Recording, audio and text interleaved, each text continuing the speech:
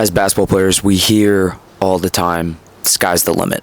But if you're like me, I never knew how to tap into that. I didn't even know how to stay positive when the sky didn't feel like the limit, because it's great on paper. When you hear it, if you're lucky to hear it from somebody else, hey, sky's the limit for you. Hey, nothing to worry about, just you have so much potential.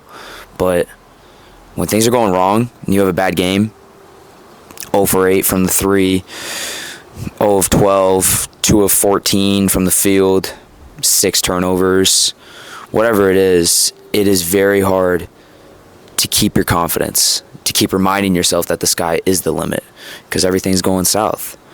But there's a simple question that you can ask yourself, and you could frame it 2 different ways, and I'm going to give you an idea of how to do it for both. The first one is just, why not me? So if you want to keep it very personal, it's a great way to phrase it. But if you want to tap into your alter ego, I had one in high school. It's not great, but if you want to tap into that, then you could frame it as, why not you? And so when things are going south and negative thoughts start to creep in your head, you have to remind yourself, why not me? Why not you? It's going to keep you believing that the sky is the limit. And it's going to stop those negative thoughts from festering and staying in your head. And this is so important because your internal reality creates your external reality. What's going on in here, your internal programming, what you're telling yourself on a day-to-day basis all the time, that becomes what you experience in reality, in the external. I read a book, The Power of the Subconscious Mind by Dr. Joseph Murray. Highly recommend you go and read it. Changed my outlook on the power of thoughts. And the whole idea, I'll give you the cliff notes and the summary. Your conscious mind, you have 2 parts of your mind. You have your conscious and your subconscious, but your conscious mind is active. That's that little voice in your head. The thoughts that you're thinking every single day, all the time, that's your conscious. But your subconscious mind is infinite in its power, but it feeds off of your conscious mind. Your subconscious mind doesn't have a mind of its own. It's reactive. It's not active like your conscious mind. And so you have to think of it like a train. Your conscious mind is the conductor, the people feeding the train, the coal, the railroad. It's the guidance. But your subconscious mind is the train itself. Without the conductor, without the coal, without the train tracks, there's nowhere for the train to go. And so your conscious mind, whatever you're telling yourself every single day, that is what your subconscious mind feeds off of. You're pushing yourself in a direction, whether you realize it or not, by what you choose to think about. And so as a basketball player, if you were constantly telling yourself, I can't do this, I'm never going to go D1, I can't make the NBA, I'm never going to make my varsity team, I'm never going to make the JV team, I'm never going to make my middle school team, I'm never going to make the AAU team, that's what you're going to experience. And the thing that you also have to realize is that it's delayed. So what you're experiencing right now, it's not a result of the thoughts that you thought yesterday. It's the thoughts that you thought weeks ago, months ago, years ago. It's a delayed reaction, a delayed response. That is why your mind has to be strong. That's why you always have to shut these negative thoughts down right as they come into your head. And the way that you do that is by asking yourself that simple question. Why not me? Why not you? Let's go through some examples. You just had a bad shooting game. You went 0 of 4 from the 3. You didn't really make a big impact. So you're coming off the floor, you're in your car driving home, and you're thinking, I'm never going to be a good player. You have to stop yourself right there. You have to shut that thought down instantly. And you swap it with, well, hold on. Why not me? I can absolutely be a good shooter. You swap out the negative thought for a positive thought. Your mind has to be like a force field. The minute a negative thought starts to come in, it has to bounce out. Your mind is the only thing that you really have control over in this life. And if you are letting negative thoughts sit in your head and you're replaying them over and over again, I've already said it, that's going to become what you experience. That's going to become your external reality.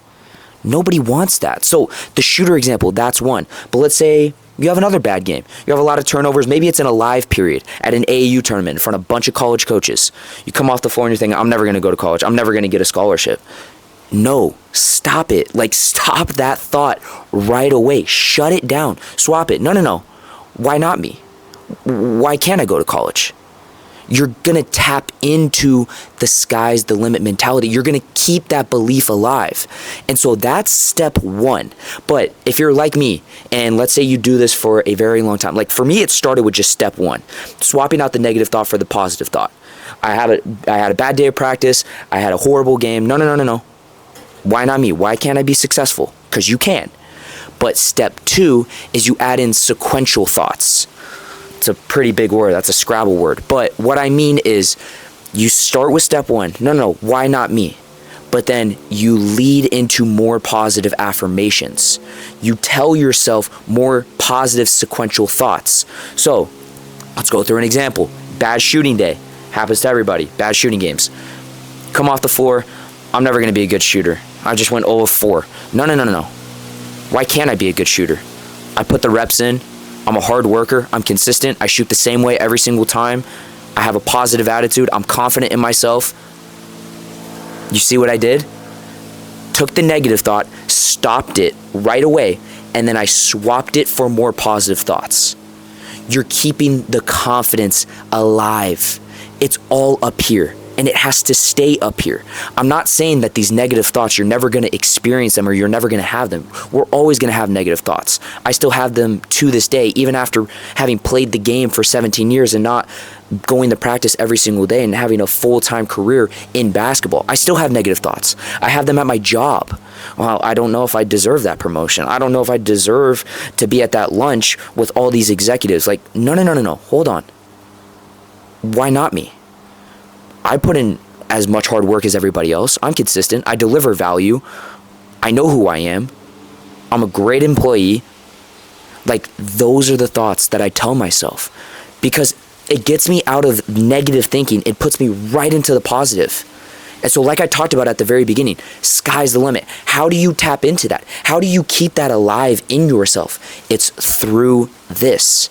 And it's bigger than basketball because all of our careers are going to end at some point. My career ended a year ago when I got done with college. Some of you are going to play professionally. Some of you are maybe going to get done right after high school. You're going to have to go work jobs just like me. Or some of you are going to be able to play until you're 35, 40, 45, maybe like LeBron. This has to be the mindset. Protect your mind. Keep your mind strong. It's a simple question that you can always ask yourself whenever something's going wrong.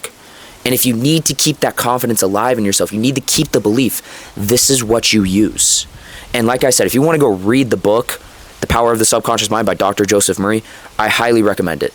It'll change the way you just go about your day-to-day life. And for me, whenever that anxious thought, that stressful thought, any doubtful thought enters my mind, I stop it immediately.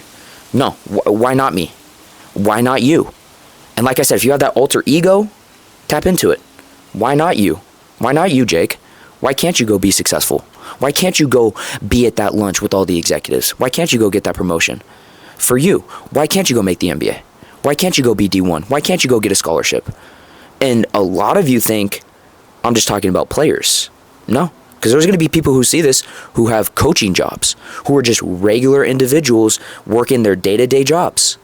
The same thing applies to you. For my basketball coaches, why can't you go be a head coach?